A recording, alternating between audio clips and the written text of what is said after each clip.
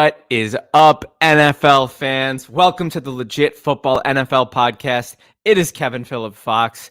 We are joining you on a beautiful Friday afternoon in Los Angeles, Friday night on the East Coast, and Saturday, disgustingly early in the morning, where my co-host is coming at you live from, Mr. Adrian Rovito from Australia. How are you, Adrian?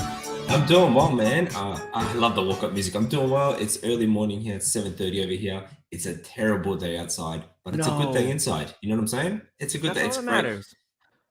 And it's started to brighten. We have to do this immediately. And I'm sorry, I'm taking your thunder here. It's starting to brighten by that beard trim that's come along. Wow, we're doing it. Okay, I was going to give you a little love first. I was just going to say we got positive mental health Adrian coming in. Might be gloomy outside, but it's beautiful inside. That's like such a beautiful message. But we're skipping that because Armand is in the chat showing some love for the beard trim that I myself have received. It was actually why the TikTok live started 5 minutes late and why I was eating a turkey wrap on the TikTok live because beard trim, it was duty calls. You know, I just wrapped up an acting role and I was to the point where my girlfriend didn't even want to kiss me because of how much was going on around my mouth. So we're back, baby. You can see my face. I had to come up first. We had to bring Adrian, this in first. You are the GOAT. Armand, you are the GOAT. And now that we've talked about my facial hair for a bit too long in the intro, we can get into our legit headlines. Brought to you by Legit Football Newsletter and by our wonderfully handsome producer, Anthony Wayner. Ladies and gentlemen, number one, we're going to be kicking us off with Peter King and his power rankings. He has the Philadelphia Eagles currently at number one. King, in his annual post-draft power rankings, says the Eagles is the only team in his can't find a weakness tier. He writes that the Eagles adequately replaced both coordinators, are not worse at any position, have an elite offensive line, superstar quarterback, and two top 15 receivers in A.J. Brown and Devontae Smith. Adrian, initially, what are your thoughts on hearing this from Peter King? I mean, you guys know where I'm going with this, right? I do. Anyone who's watched the last couple of shows know where I'm going with this. It's Howie freaking Roseman, man. He's the reason these guys are number one. We talked about he deserves it. And don't think I didn't hear on the Monday show where we talked about my love for Howie. I'm glad it comes up every show.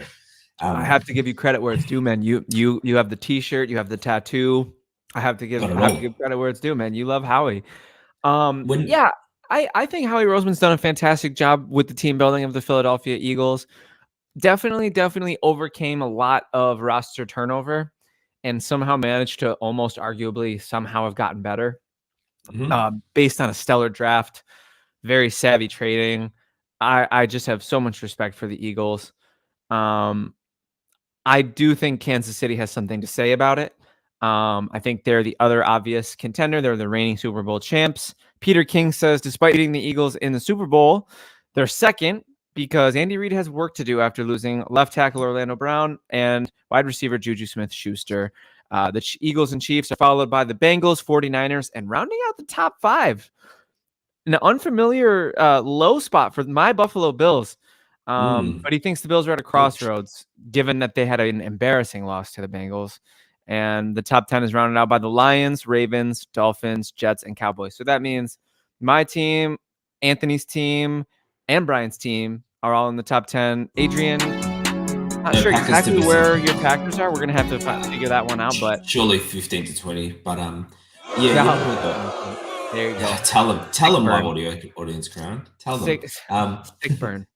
You know what though? Like the thing with the Chiefs is every year you kind of get this sort of like, the Chiefs need this. Last year was their wide receiver room. It still is the wide receiver room, but it's hard because when you got Patrick Mahomes, he just makes up for so much and he makes so many people around him better that you can deal with a subpar receiver room. You can deal with a line that's not as great.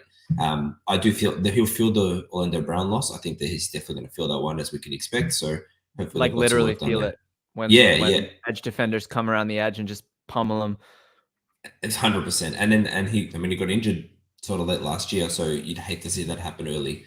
But I do believe in these power rankings, but I also think they're cool. I'm going to say one thing for Peter King, which obviously this doesn't factor into power rankings, but last year, the Eagles got a lot of pop early on because they had such an easy schedule. They had, I think, the second easiest strength of schedule. They've got the number one hardest going into 2023. So I think we're going to see who they really are. I think we might have, got Oh wow, Anthony. I'm Damn, officially man. scared.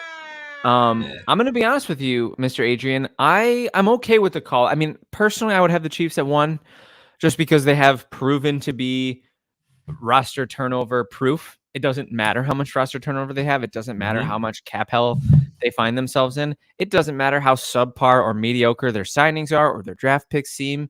Andy Reid has created an organization of stability and just excellence. And Patrick Mahomes is, athletic Tom Brady. And we're looking at the likely next dynasty. I mean, two rings already as a dynasty, but if they get a third, I mean, I think until they lose, they're the one.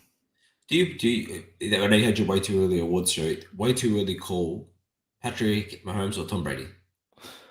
Who's the Tom GOAT? Brady. Tom Brady. Yeah, Is it based on results? it's just so unprecedented to have 6 rings. I mean, I don't see Mahomes getting 6. I think Josh and Joe and Jalen will have something to say about that. Maybe Herbert, maybe Trev. I don't know. But Yeah. I don't see Mahomes getting 6 rings. But to be honest with you, at the start of Brady's career, when he had 2, I didn't think he'd get to 6. I mean, it's unprecedented greatness, and that's why he is the Michael Jordan of the NFL. He is the GOAT. And that's okay. I've had to stomach it with Brady. I'm gonna have to stomach it with Mahomes. It's just something that comes with the territory in today's NFL.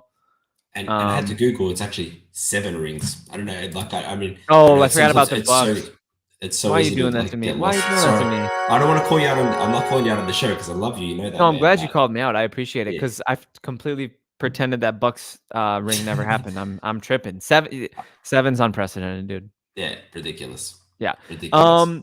So that feels pretty signed, sealed, delivered for the Eagles and Chiefs top 2. I don't agree with the 49ers being ahead of the Bills. I think it's okay if you put the Bengals ahead of the Bills, given that they beat them in the playoffs pretty soundly.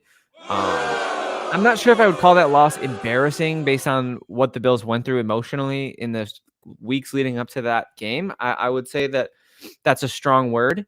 They were worried about their brother's life. That was more important than football for a long stretch of time there. And it's been well documented what the Bills went through with losing home games to weather, having a mass shooting in their community a week before the season started. Like, it's been well documented how much adversity the Bills went through last season. And hopefully this year they have an easier path. Hopefully, I mean, adversity happens to every team. The Bengals got slighted a little bit in the wake of the DeMar Hamlin situation. They kind of got the short end of the stick as far as the playoff seeding went. So adversity happens to every team. And I'm hoping that my Bills prove to, not be the team they showed up to be in the playoffs last year. I think 5's a little low. I would prefer them at 4 behind the Bengals. And then I think the 49ers, given the quarterback uncertainty, belong at 5. I think, and the whole idea of power rankings is that you're ranking them in their current state. And right now, their starter is Sam Darnold. I'm sorry, how do you put some? I know I believe in Shanahan as much as the next man, but I don't know if I could put them where they are without a competent quarterback. And I find it weird that Sam Darnold is the starter. And I'm sure we'll talk about this at some point closer to the season. Definitely. But yeah, so I hear you on that. Look, I'd put the Bills ahead of the Bengals for what it's worth. Okay. Not because I don't love the Bengals. I do. I love the Bengals. I do too. But when I think about power rankings, I think of stability. And I know that the Bills still have some things to fill, but I think about them as a better, well-rounded team. Whereas the Bengals, I see it's like just this sizzle and flash, like the Jamar Chase. They're just. I'm not saying the defense is terrible because they've worked on it, but they're all offense. At the moment, they're good enough to beat the Bills in the playoffs, so I'm comfortable putting them ahead of the Bills for whatever that's worth. But that's its own thing. It's an interesting conversation. For what it's worth, does anybody know where King had the Packers? I'm actually curious. I would love to know where the Jordan Love led Packers ranked in Peter King's power rings, just for Adrian's sake. Look, most people have them 15 to 20. One of the things I love about the Legit Football Podcast, our listeners, all that fun stuff. is that we take stock in the people around us and how they feel about their favorite team. Like we care about who our listeners love. We care about who our producer loves, who we love as hosts, and we're always down to go down those rabbit holes. So yeah, 15 to 20 seems reasonable. If Jordan Love is any sort of a good quarterback, that team can be a top 15 team. I Yeah. think they can contend Look, for a wild card spot. I think so too. And I think they can contend for wild card spot, assuming Jordan Love is who we kind of expect him to be. But it's one of the weirdest situations in like kind of recent memory where it's just like we really don't know. He could be Not just in the slightest clue. like boom or bust is just like an understatement at this point for the Packers. So I guess we'll see. It's all kind of resting on him. I read recently that he tells himself he's good enough every night, which I find. I mean, look, yeah, positive affirmation is great. Positive psychology, you know? I find that a weird thing for an NFL quarterback to put out there. But hey, who am I to judge? I'm absolutely not judging. You know, he just sits there, gives himself a hug, and says, "I'm good enough. I'm good enough. I can be Yeah, the next Packers he great." can do You know, and I'm this. sure that's what Adrian's hoping for. It's time for our next legit headline, ladies and gentlemen. This is great news for my dynasty team. The Panthers want running back Miles Sanders heavily involved in the passing attack. This insight comes from ESPN's David Newton, who writes that the Panthers view Sanders as a 3-down back, a safety blanket for their rookie quarterback, Bryce Young. The goal is for Sanders to catch at least 50 passes, as he did in his rookie year in 2019. Last season, he only caught 20 passes with the Eagles, which is a jarringly low stat, given how much the Eagles utilize their running backs in their offense and how effective they were at running the ball. You would think screens, misdirections, leak outs, would have been a huge chunk of Sanders' production, but it wasn't. And he has a career average of 5.4 yards per touch. If he gets as many rushing attempts as he had last season, which was 259, and catches at least 50 passes while maintaining 5.4 yards per touch, he'll total, get this, 1,669 total scrimmage yards in 2023. Now that is a good fantasy football running back. Adrian, what are your thoughts on this headline? That sounds like your fever dream at this point, right? But Literally. look, he's they want to get him passing, and that makes sense. I mean, the Panthers had the ultimate safety blanket previously in CMC, so it makes sense that they want to find someone to replace that. And Miles Sanders, like as you said, he's done it in his rookie year, so it wouldn't be the first time. I do wonder if it's time. His time at the Eagles is kind of heavily overshadowed. We've talked about how they used him on rotation. They had such weapons that you didn't need to go for him in passing game. You bring him in when you need him on the downs that you need him to run, and that's it. So he's done it before. That's kind of like the indicator you look for, right? It's not like he's never done it, and they want to bring him in. They want to use him like that. That if they've got an offense that supports it, and they've got a young, well, not even a rookie quarterback who's always going to be looking short. I mean, you want them to look downfield, but realistically, the game moves a lot faster for a rookie quarterback. I hate when people say it, but it's true. So they're looking for like that safety blanket at all points within a close range. So you got Sanders in there. You got him if you're going to scheme it up so that he can catch the ball. Why can't he do it? Why couldn't he do 1669 scrimmage yards in 2023? That's a heck of a goal. I'm going to be honest with you, man. I've always loved Miles Sanders, the talent. I was very shocked at his utilization in Philly, especially in 2020 and 2021. I felt like he was very underutilized, and really down the stretch in 2022. I mean, he had a very productive season.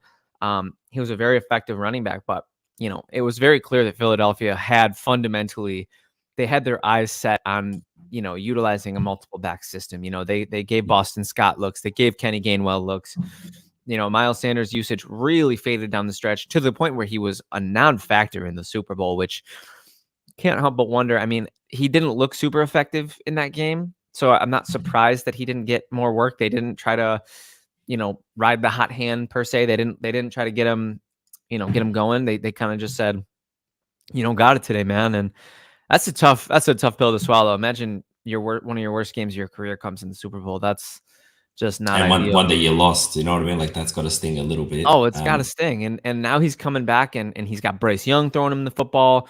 He's going to be probably one of their, central weapons. I mean, who else do they have in their backfield? Chuba Hubbard.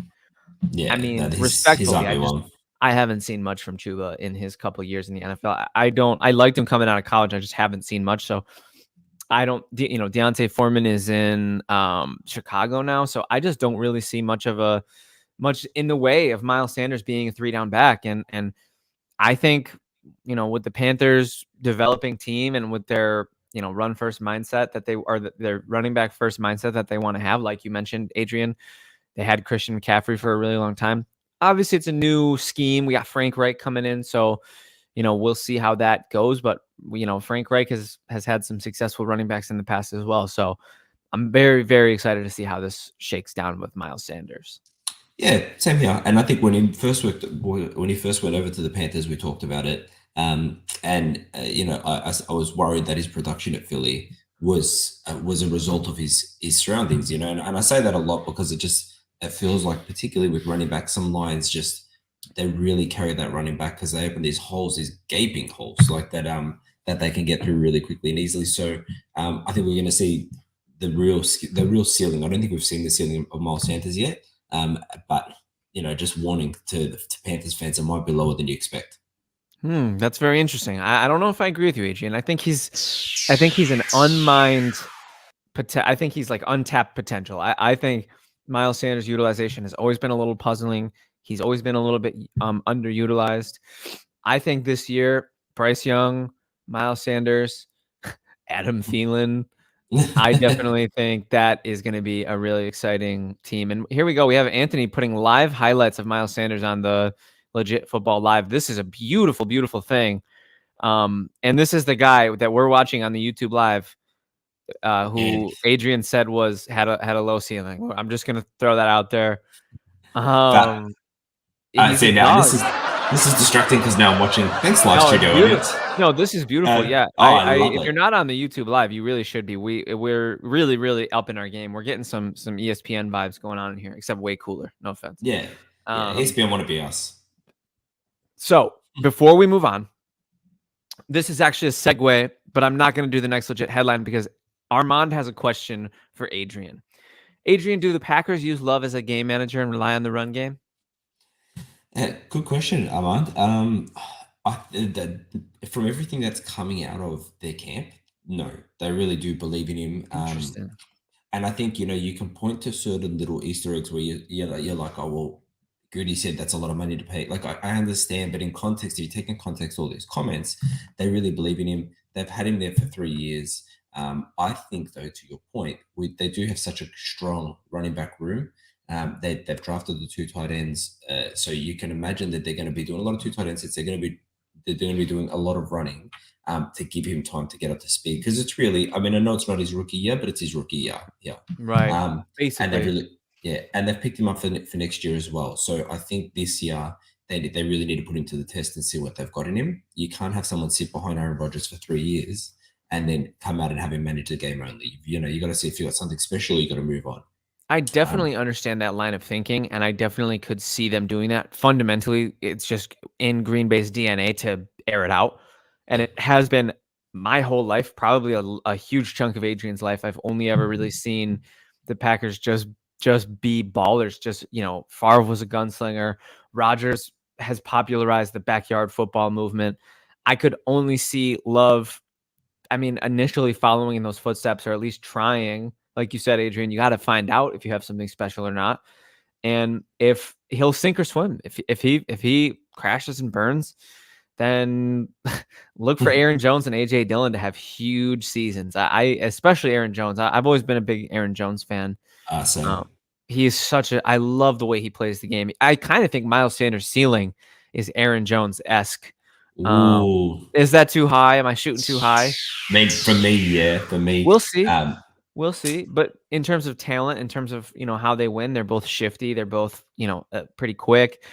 I like AJ Dillon fine, but I just tend to, especially in fantasy football, I tend to stay away from that style of running back, the kind of plotters, the kind of, they kind of just run into the brick wall and hope to run through it. And it works sometimes. He's tough. They'll bring him in. They'll bring him in when they're, on 3rd and 3. Like he's just a power backer. Like he really is just trying to run through the wall. He's still got some moves. It's not that he's got no agility. But I feel like if you're gonna draft someone in fantasy, it should be Aaron Jones. I love it. I think Aaron Jones is like criminally underrated in the running back I agree. rankings. I completely agree. Could not agree with you more. I think it might be time, if everybody's ready, for our next legit headline. I'm talking Tampa Bay Buccaneers are planning a quarterback competition between Baker Mayfield and Kyle Trask. Now, how do you feel about that, Mr. Adrian? Off just hearing that off the rip.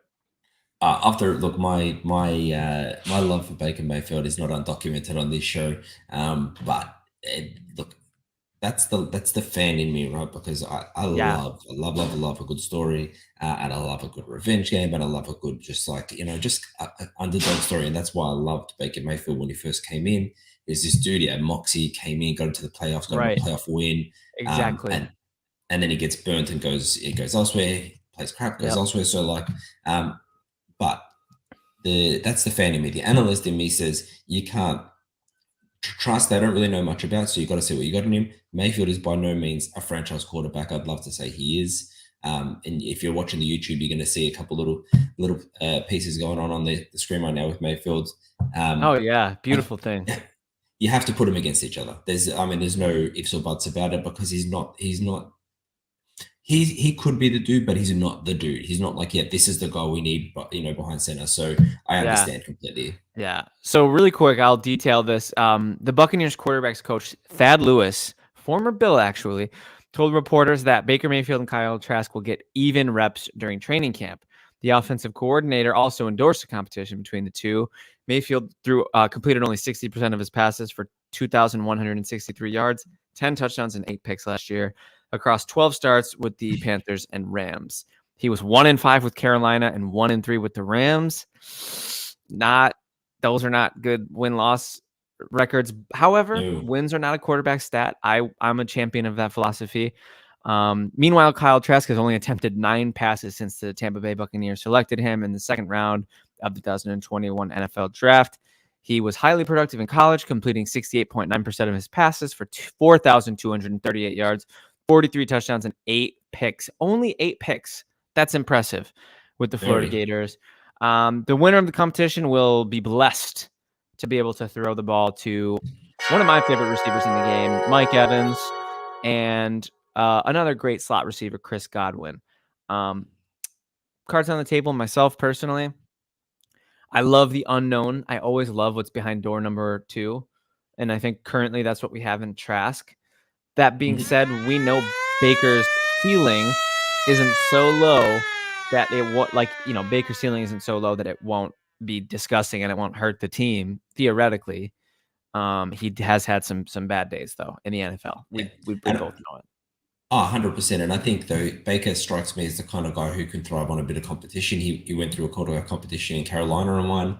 So I think it's either way, it's the right move to put this up, because you're right. Trask is unknown. You got to give him some reps with the first team. And I think if your guy is already in Mayfield, that's just going to fill in a little bit further. Quick side note is that Bruce Arians absolutely adores Baker Mayfield. Right. He was very high on him early on. So yeah, I think he is the reason that Mayfield's there. I think he's still pulling strings because he's still part of the organization, collecting that paycheck from the Bucs, sitting in quote unquote retirement. But his love and life. So I think he's the reason Mayfield's there. But I think obviously Mayfield's got to prove it to the rest of the organization. I'm actually glad you brought that up, because I heard something. I don't remember if this was on the show or not, but I heard something somewhere that Arians had Mayfield ahead of every quarterback in this class as a prospect. I find that to be a bit extreme, especially given his age and given his production profile thus far in the NFL. But that being said, if you're a believer, you're a believer. And some people love Mr. Broadway Baker. Some people love his antics. I have been hot and cold on Baker throughout his career. But obviously it seems as though, no offense, Adrian, smart money right now is on cold. Smart money right now is on not loving Baker this second, but we love an underdog. We love a redemption story. And the gambling enthusiast in me is absolutely on board with you there. I love it. It is weird. The only thing I'll say that, and this doesn't get overshadowed by any means, but Bruce Arians has got the pedigree to earn the benefit of the doubt, right? He was an amazing coach, won Super Bowl. He's a smart football mind. So if he sees something that I don't necessarily see. I tend to err to the side of like, this guy knows what he's doing. You know, that for Yeah. me, there's only a couple of coaches that get that benefit of the doubt. I'm sure they're all better football minds than me, but some of them make the mistakes. Whereas Bruce Arians to me is kind of like a lock. I would have loved to have him as a head coach. Right. I do want to give a special shout out to Jonathan's. Shout out to Jonathan. Thank you for being here, bro. Jonathan says, "What's up, guys? Never saw you were live. Funny thing is, I'm playing Madden currently with Baker as my QB for my franchise." How's he doing, man? How's he doing? That's freaking awesome, John. Shout out to John, first of all, for being here. We always appreciate your presence, bro. Second of all, Madden guy, hello. I absolutely love Madden. I love doing the franchise fantasy drafts. I'm an absolute nerd when it comes to that stuff. Anthony and I have done them together. It's very fun. So if you're on PS5, then give me a DM.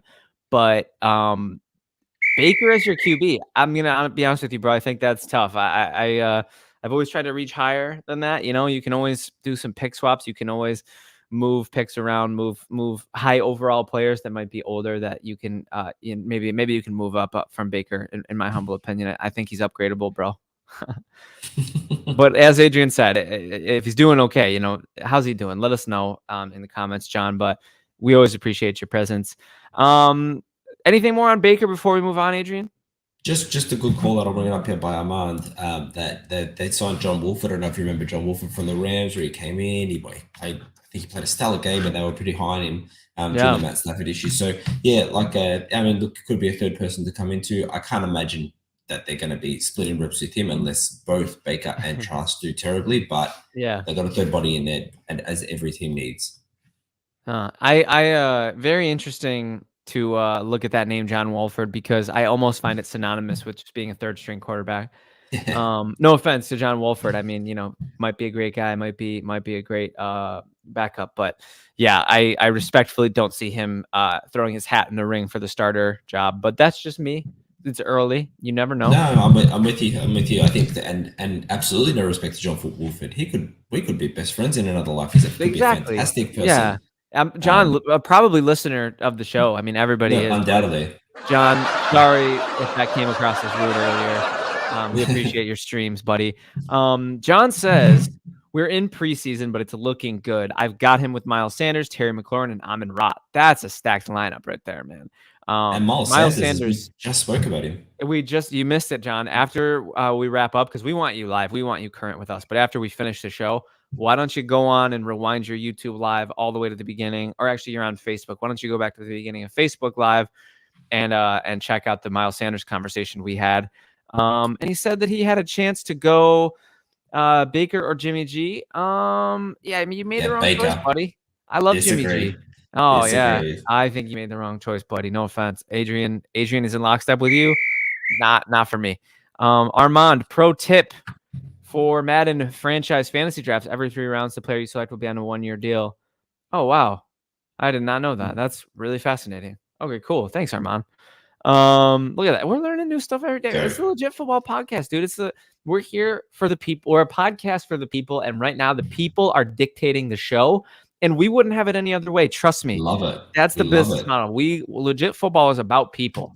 So thank you guys for being here. And Anthony, thank you for keeping this train on the tracks.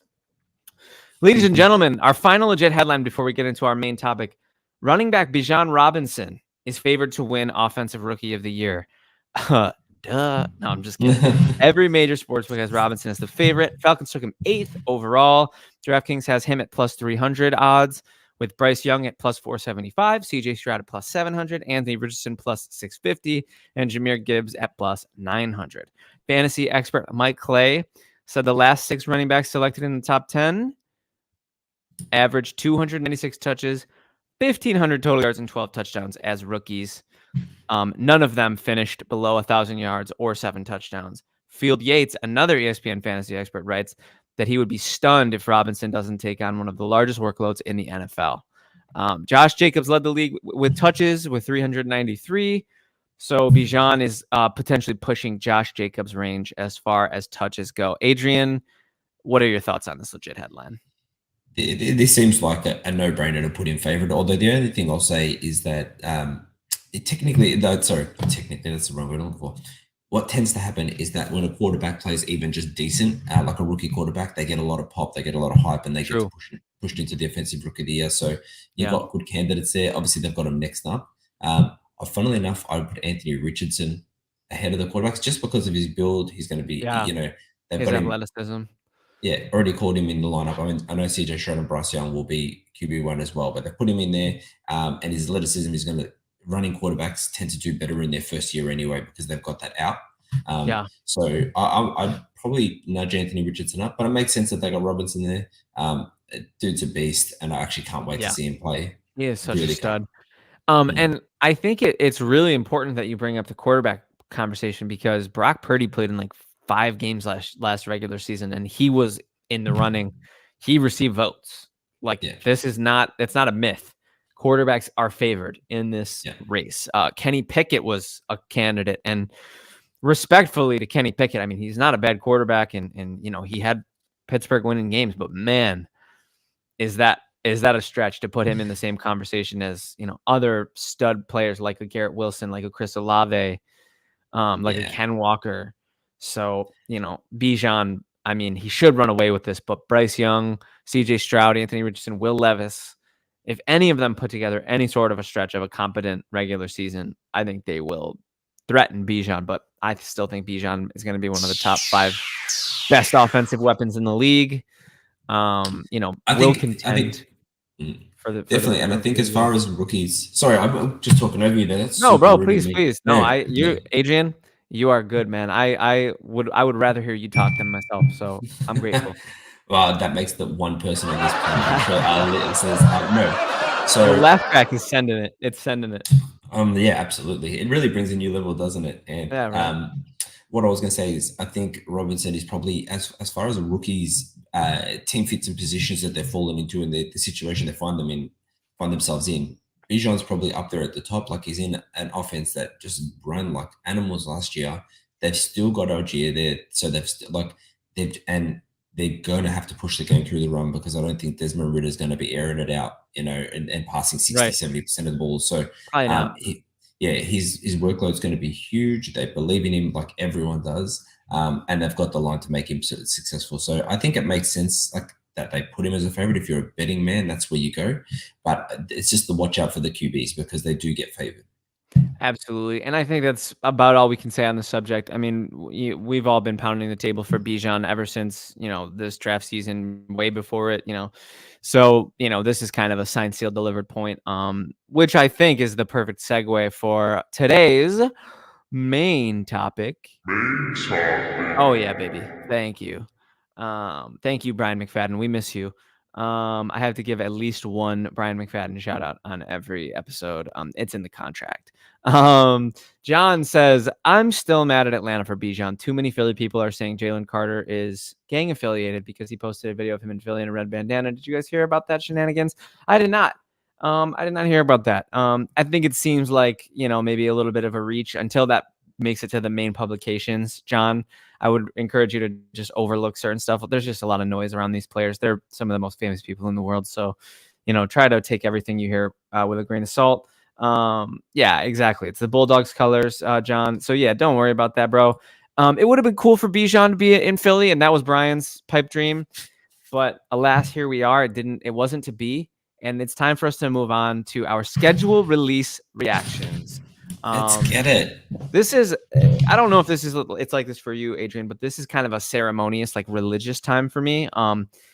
Because, being the devout member of Bills Mafia that I am, I have no choice but to make it to a handful of games.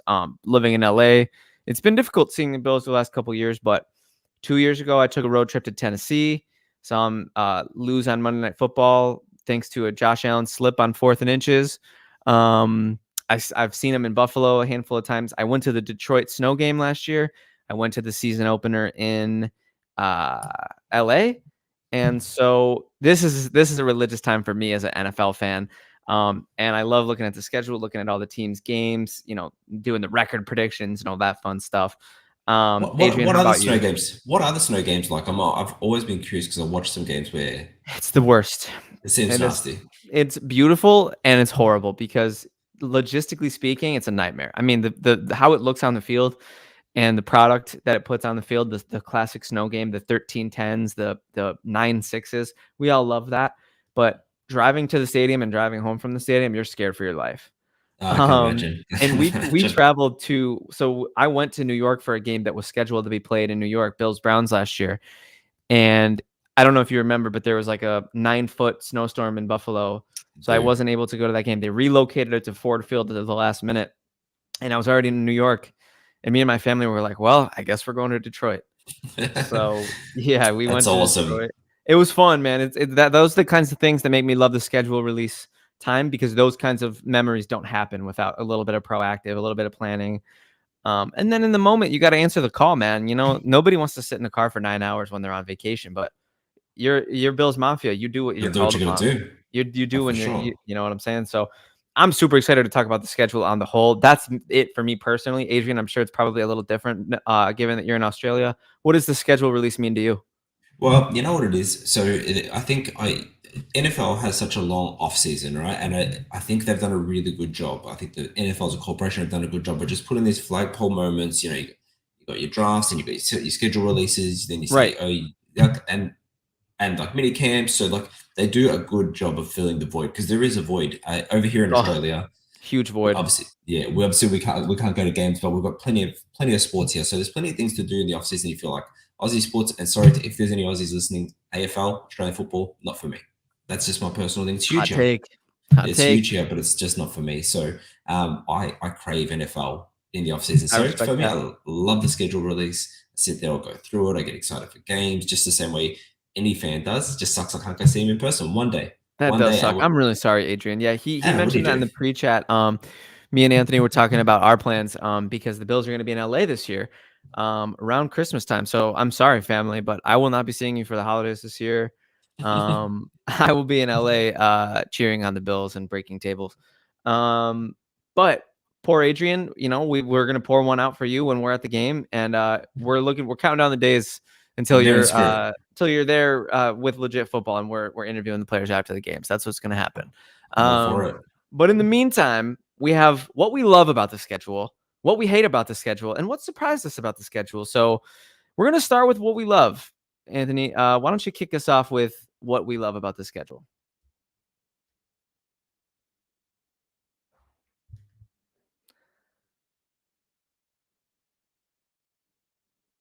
Ladies and gentlemen, I'm frozen. I don't know if you guys can see me, but Adrian is frozen. Anthony, am I here? Are we here? I'm hearing nothing. I'm gonna hit a refresh.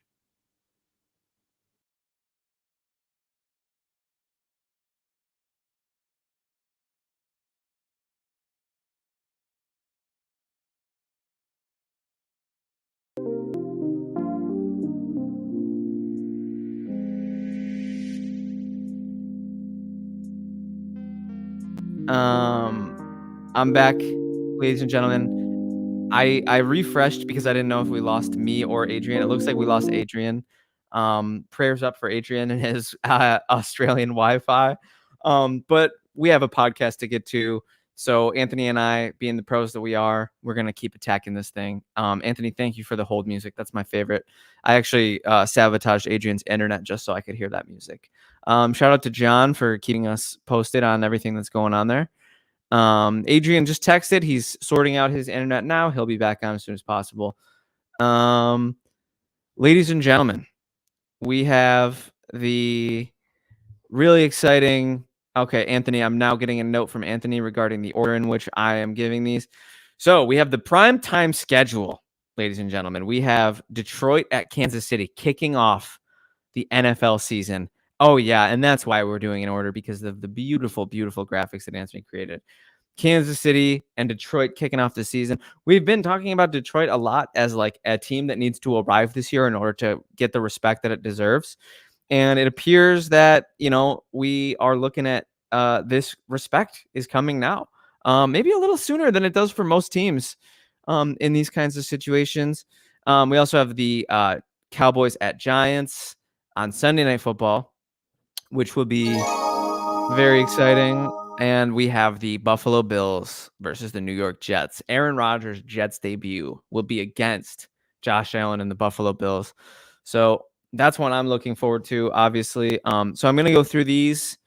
We also have the Thanksgiving schedule here, which is going to kick us off with the Packers at the Lions, a tradition like no other. Anthony Weiner eating turkey, eating mashed potatoes, and watching his favorite football team, unfortunately, more often than not, lose games.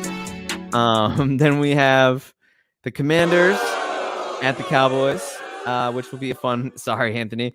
We have the Commanders at the Cowboys, which will be a fun game. And we have the 49ers at the Seahawks.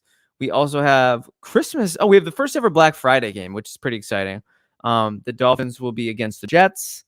And then we have the Christmas Day games of Raiders at Chiefs, Giants at Eagles, and Ravens at 49ers. Last but not least, I want to address the Super Bowl rematch, which is a huge, huge, huge game. Chiefs will be hosting the Eagles in a Super Bowl rematch. So best of luck to the Eagles in that one. Maybe avenging the ghosts and the demons from the Super Bowl. There are 5 international games. Shout out to Jonathan. We got can't wait for the Giants-Eagles Christmas game. I'm going. Oh, Jonathan, that's so sick. Oh, dude, you got to take mad pictures. Send them to Legit Football. Tag us, please. Congratulations on that, man. I'm so jealous. The international games are as follows. The Falcons will take on the Jaguars in London in week 4. Jacksonville will stay in London to face Buffalo the following week, week 6. The Ravens will be taking on the Titans in London. And then week 9, the Dolphins and the Chiefs are facing off in Germany. What? 9? They'll be playing in Germany in week 9. That's got to be a pun. 9, like the German word. And the last international game will feature the Colts and Patriots, also in Germany. Can't imagine that one will be too anticipated. Mr. Armand says Black Friday Jets versus Finns on Prime gave me a reason to stay home. No Black Friday shopping for Armand this year. We're sorry to hear that, Armand. That's genuinely not ideal for you. I need a new TV, so I'm gonna be Black Friday shopping. You better believe it. I need a massive 70-inch TV for my living room.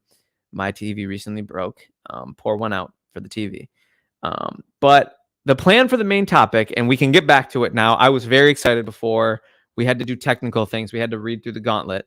Armand online shops. I can dig it.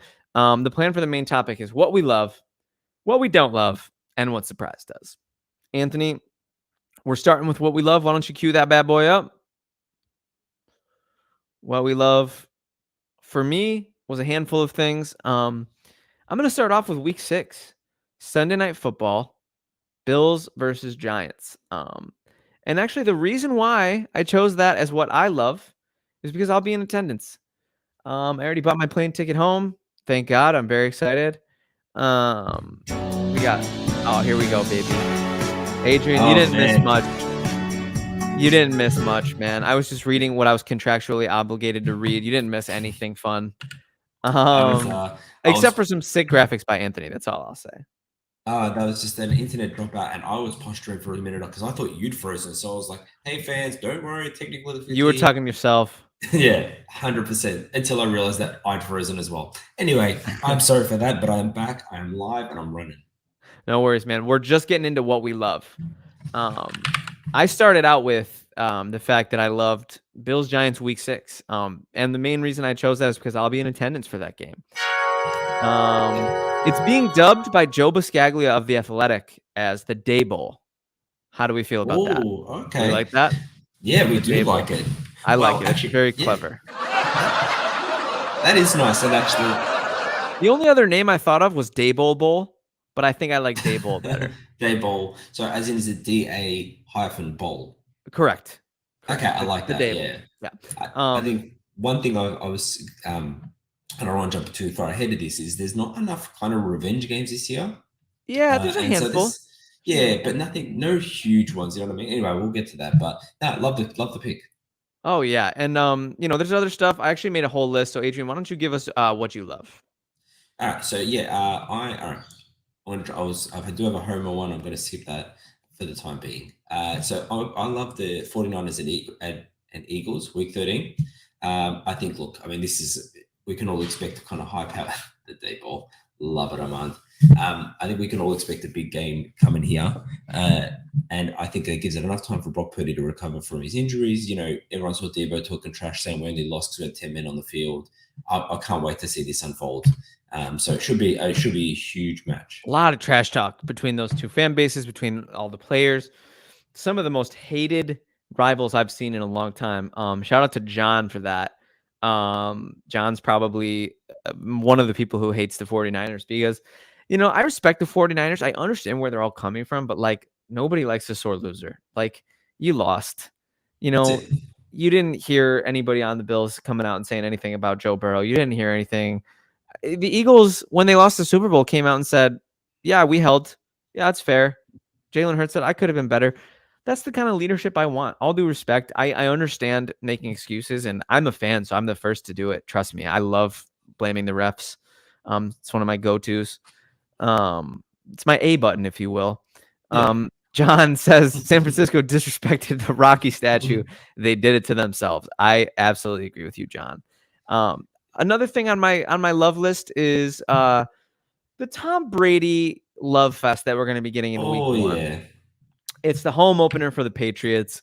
The New England faithful will finally be able to put the Tampa Bay Buccaneers era aside and just embrace the love they have for their GOAT of a quarterback. And anybody who knows me and anybody who listens to the show knows how much of a Bills fan I am and how much I put a Bills slant on everything. I'm able to put my Bills love aside to appreciate greatness. And Tom Brady, the greatest of all time, will finally be appreciated by his own fans in his own building. It's long overdue. Totally is, and I think when he left the Pats, there was it didn't feel right. It felt like bad blood was sort of brewing there. His what was it called when he left for the first time?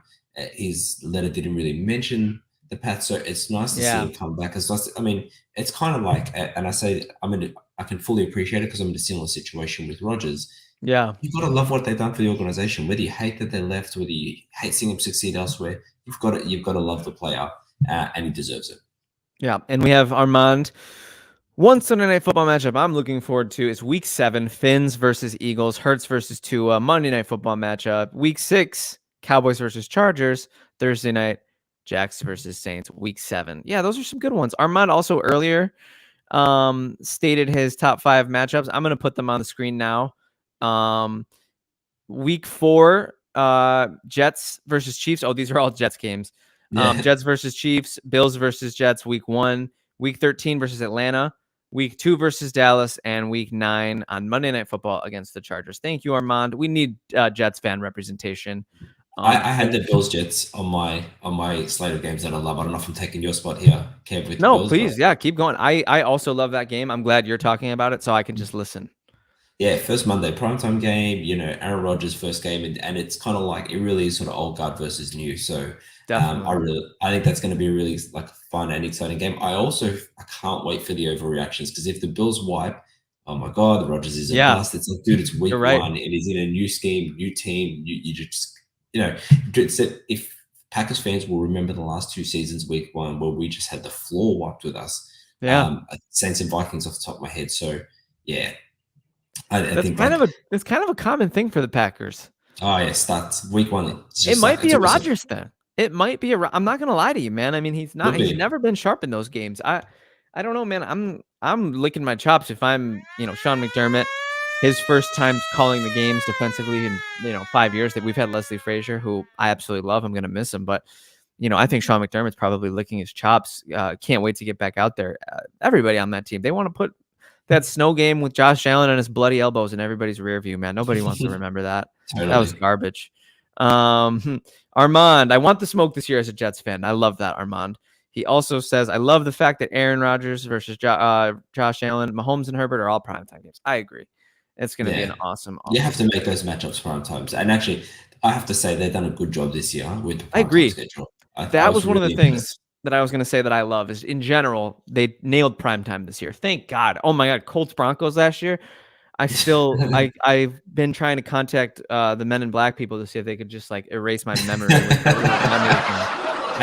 Broncos had 4 or 5 primetime games. 4, I think last year. Everyone expected Russell Wilson, but disgusting, absolutely disgusting. And yeah, a lot less this year. Thank God. I mean, I know Sean Payton makes them a little more watchable, but Anyways, anything else we want to talk about in what we love before we move on?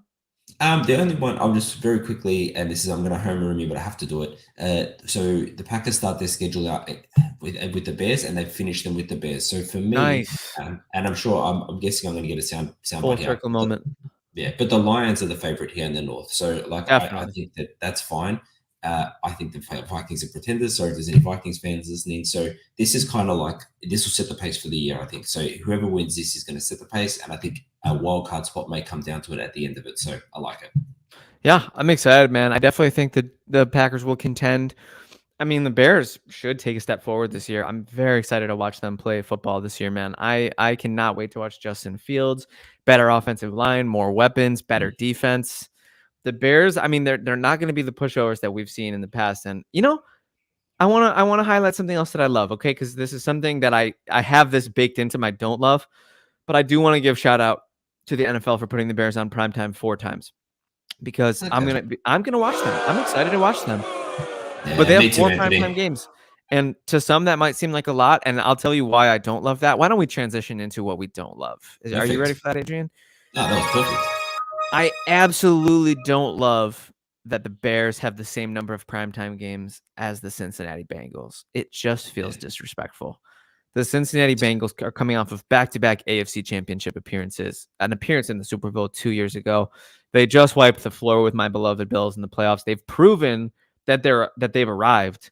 So you're going to give them the same number of primetime games as you give a team that hasn't made the playoffs in 5 years? Like, really? I don't know Yeah, about no, that. what are we doing here? What are we doing here? Actually, I didn't even realize that, and that's a really good call out because the Bengals should absolutely be more featured in prime time. Not to mention Yeah. the Bengals have some really good games this year. Like there's some real like QB juggernaut face-offs. So like that's a bit disgusting. 4 games compared to 6 is the maximum. And, there's a handful of teams that got the full 6, not the Bengals, and they didn't even get 5. So, in my Wow. humble opinion, the NFL needs to do better at knowing where the league's going. I think Joe Burrow is trending towards being in the face of the NFL. Him and Josh and Mahomes, and honestly, Hurts. I think they're all going to be jockeying for that face of the NFL position. Herbert's a dark horse. Trevor's a dark horse. So I'm just looking at the Bengals schedule right now. Now I don't know which ones are prime times, but just off the cuff, I would want to see these in prime times. Bengals Ravens just because of the rivalry. Bengals 49ers, assuming that Purdy's back. Buffalo Bills. Yeah, that's Uh, the prime. Yeah, that's one of their primetime games. That's going to be yeah, on Sunday Night Football. gotta be. Um, The yeah, Jags, they're against the Chiefs. I mean, yeah, they should have had more than the Bears. What are we doing yeah, here? very, very flagrant of the NFL, in my humble opinion. Adrian, what did you not like?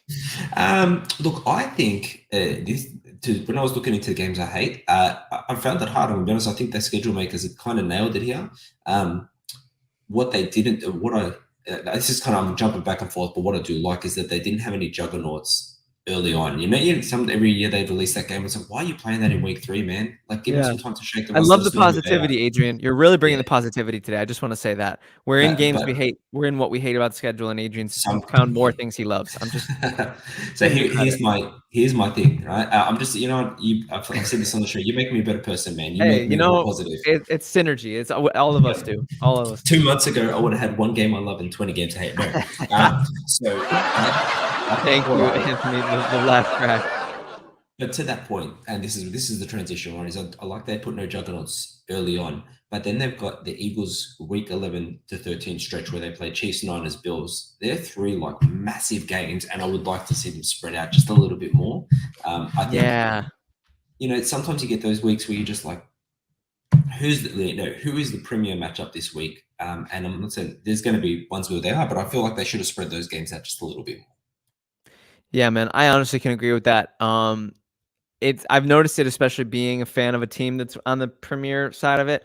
Most of the Bills like big games are late in the season, and that's just I mean, it's cool from a standpoint of like they got a nice early season stretch. They should get off to a hot start, but it's a gauntlet at the end of the Yeah, season. And you're right about Philly too. It's a gauntlet for them too. So yeah, maybe a little bit better balance in the future. But I mean, this is better than the other way of having boring games late and great games early. So I think you're right that they're on the right track, but balance is still yeah, eluding the NFL, which nobody's perfect, but we say it on the show all the time. NFL is still king. I mean, they know what they're doing. We're gonna oh yeah, watch. I'm one of the people who got in full clown makeup to watch every single Thursday game last year. One of those people. Not proud of it. Not proud That of it. meme. You were that meme. I hear I you. was that meme. I 100% was that meme. Another thing I don't like, no primetime games for my beloved Houston Texans. What the hell? No CJ Stroud on Sunday Night Football. No Devin Singletary running through the hole. No Dalton Schultz catching passes over the middle. I don't like That's it. a mistake. That's a mistake. That team, they're winning 7 games. Mark my words. I believe in you. I believe you in that. An equal mistake, if we can talk about both together. And it's very fitting because they're Brian's beloved offseason team. Is the Falcons have no primetime games either. Bijan What Robinson. is that? What are we doing here? Those teams play each other in week 5. I made a video today for the Legit Football TikTok, and I did top 5 games of the season, and I jokingly put that in the top 5, and then I was like, just kidding. But I was like, I love these teams. I want to watch That's an exciting game. Yeah, totally. I mean, it's because we're nerds, Adrian. You, me, Brian, Anthony. The reason we like that game is because we're freaking nerds. Yeah. But alas, give me my ascending teams, man. I mean, teams are cool on the rise too. It doesn't have to just be teams that have arrived, Totally. And look, I mean, the rookie narrative of doing well, that draws people in. You should be having Bijan Robinson is favored to be Offensive Player of the Year. You should at least have him on primetime once, surely. Even do it early. Even do it in the first 2 weeks so you can just people are watching to see if he just busts out a 140 rushing game or something like that. Like he's going to. You already know. Yeah. Adrian, anything else you don't love about this schedule?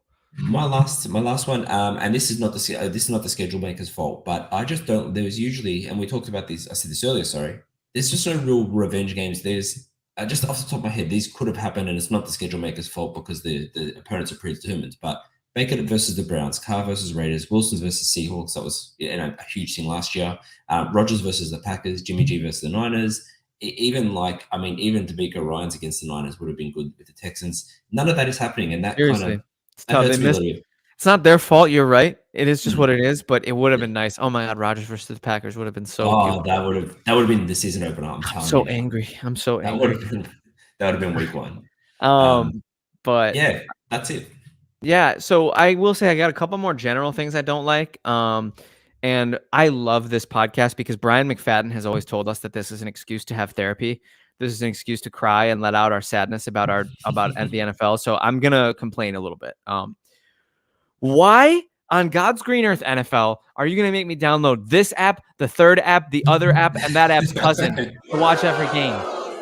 I don't like it. Okay, I used to just be able to watch CBS, Fox, and ESPN, and now it's like this app is exclusively on Amazon, and this game is exclusively on Peacock, and this app is exclusively on yada yada. And I'm like, yo, I'm trying, man. I'm really trying to keep up, but the NFL is making it really hard, Adrian. And this is my soapbox, okay? And let it out, man. NFL, you don't want people illegally streaming your games. No, you don't. Make it easier. Make it easier. That's just. Pirating any sort of content. Not that I do it because this is super illegal. We're all on the show clearly saying we would never do that. Ever. We are legit football, not illegit football. Because we are legit. Correct. But pirating is a consequence of I had such an eloquent line and now I've lost it. You can do it. It's a consequence of convenience, right? So if you lose that convenience, people are going to go the route of least resistance and they're going to pirate stuff. NFL, get it together. FBI agents. This is Adrian saying this, not me. Yes, that I would never do it. I'm just joking. They don't have jurisdiction down under anyway. You're in the clear. In fact, because people come to legit football for the football talk, but they stay for the friendship. So I have to mention they stay for the banter, bro. 100%. I do want to say, last but not least, I'm sorry. Did you have anything else to say on that? I was just going to say that I had to mention that I did cheekily download something that I couldn't get legitimately here, which was the Super Mario movie. And you guys are right, totally holds up. I have to say, I loved it. I was so into it. Haven't had a chance to talk about it on the podcast yet, but I cried like a baby because that's my childhood. That's my whole my studio that I'm in right now is just so Mario themed. Like I'm telling you, I got Mario stuff everywhere. Check this out. Like I just love my Mario. I have so many toys and stuff. I'm such a weirdo like that. But I have one last thing I don't like before we move on to what surprised us. I want to pour one out for my team sucking because when the Bills used to suck, I used to be able to watch them every single week at the same time. on whatever channel they were on at 1 p.m. Eastern, 10 a.m. Pacific, and that is just a luxury that I took for granted. Yeah. I used to always think, man, Bills don't get no respect, man. Bills don't get no primetime games, man. It's so sad, man. And now, out of 17 games, they play 5 at 1 o'clock, 10 o'clock Pacific. And I'm like, man, that's the beautiful time slot. In LA, Yeah. you can wake up, get a cup of coffee, and watch your team. And your anxiety is over by 1:15 p.m. And there's nothing better than that. Anthony knows that feeling. He's been a Lions fan. You know what I'm talking about, Anthony. Not anymore, man. If it's Monday night, I'm tense until the Bills play. I'm a ball of anxiety until the Bills play. Yeah, sneaky loser of the schedule release, Kevin Phillip Fox. Let's be honest. There you go. That's what I hate. Taking a hit. You know what? What's funny is here down under. I somehow made myself more Australian. The games so the early games will come on somewhere between sort of 2 to 4 a.m. Right? So yeah. So you hate that window. No, I hate it, but look, you know what, man? I've been doing it for long enough now. You're so used to it. Yeah, it's exactly it. Hopefully I've got no co-workers watching the show. I'm really fortunate that my job allows me to work from home most days. So I've always got work on here, game on here. Because as it goes later into the primetime games, it sort of hits between 9 a.m. to midday, depending around. So yeah, it's good. Yeah, so yeah. So normal primetime games for you is at what time? So God, I'm going blank here because it's 12:30 would be the primetime game. 9:30 noon. 12:30 noon. Yeah, 12:30 noon. Yeah, okay. Which is a fantastic. It might even be 11:30. It depends on daylight savings when that's what it is. So it does change, but 11:30 or 12:30. So yeah, that's not bad. It's good too. It's a good time, but it's a work day as well. Remember, it's a Monday for me, or a Thursday night game is a Friday for me. Yeah, dude. So last but not least, Mr. Rovito, it is time for our things that surprised us about the schedule release. And I'll kick us off because I have a good one, and it's something we've talked about ad nauseum, not only in this episode today, but in general. The Lions are getting their love, man. The opening game of the schedule, the kickoff game, they didn't even make the playoffs last year. I'm so happy for you, Anthony. I'm not at all talking any smack. I'm stoked to watch that game. It's one of the games I love. It's in my top 5 favorite games to watch this year. But thank you. That's what I'm talking about. If you're not on the live right now, you are missing the beautiful, beautiful graphic design work of our producer, Anthony Weiner. But they're getting the love, man. We talked about it. They're no longer ascending. They have to have ascended. I say that almost every single episode because it's such an important point to make. Like the Lions, they're getting the treatment of a team that's arrived. So they have to arrive. Well, 2020, they got Dan Campbell. Everyone's sweet up because everyone just loved Dan Campbell and his kneecap biting ways, and we all loved him. But that was their turnaround year. Last year, that they should have made the playoffs. It's unfortunate that they didn't, but they definitely delivered. If you remember at the start of the year where they weren't going so hot. It was kind of like Dan Campbell in a bit of hot water. Right. There you go. Armand says Anthony, the GOAT of producers. I'm guessing that's what the music was for. Yeah. The G-Perk greatest producer of all time. Right. But then they came back. They did well down the stretch, and now this is the year you've got to make the playoffs. You know, generally with new coaches, 3 years without the playoffs. I think Dan Campbell's got a longer leash than that, but 3 years without the playoffs is generally out the door. So exactly. I'm with you. It surprised me that they're on the opener. It's awesome. I'm not mad at it. I'm so happy for Anthony. Very surprising. But you know what? It's going to be a high-powered offense game. Let's be honest. Yeah, it was. We had it in the legit football headlines today. I think they were ranked first and fifth last year offenses. So that's awesome. That's I cannot wait for that. Adrian, what surprised you? Oh, sorry. Was there something else you wanted to say on that? No. That's all right. That's fine. So what surprised you? What surprised me, this is a bit of a weird one. So I was excited. I was very, very excited for Chiefs versus the Dolphins because Tyreek Hill's been talking a bit of trash. L'Jarius Sneed sort of snapped back at him. I don't know if you guys have seen this, but L'Jarius Sneed was like, yeah, wait till he comes to Arrowhead. We'll see, kind of thing. And Tyreek Hill was saying, I'm going to be their worst enemy. And they're playing it in Germany. And I feel like, weird. I kind of took if I'm a fan, if I'm a Chiefs fan particularly, I would want to be at that game at Arrowhead, Yeah. and A so that neutral kind of site surprised me. game takes the air out Yeah, of it a little bit. and I think that I think the Chiefs are probably a more global brand because of Patrick Mahomes. So you're going to find that Definitely. the crowd will be leaning their way, but they don't have that same fire that you're going to have when you've been following the Chiefs since you were a child, and you've got your ex wide receiver talking trash about you just after you won a Super Bowl. Like, do you know what I mean? Oh yeah, That's the kind of thing.